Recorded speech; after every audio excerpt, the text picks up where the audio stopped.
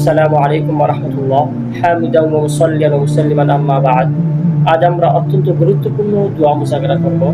দোয়াটি হচ্ছে আল্লাহুম্মা মা আসবাহা বি মিন নি'মাতিন আও বি আহাদিন মিন খালকিক ফামিনকা ওয়াহদাকা লা শারীকা লাক ফালাকাল হামদু ওয়া লাকাশ শুকর।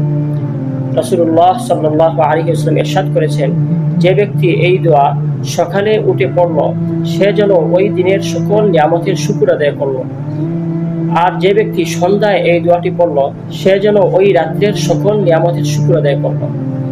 সন্ধ্যায় একটি শব্দ পরিবর্তন করে পড়বে আল্লাহুম্মা মা আমসা বি মিন নি'মাতিন আও বি আহাদিন মিন খালকিক ফামিনকা ওয়াহদাকা লা শারীকা লাক ফালাকাল হামদু ওয়া লাকাশ শুকর। প্রিয় দর্শকবৃন্দ, আল্লাহ তাআলা আমাদেরকে অসংখ্য নিয়ামত দান করেছেন।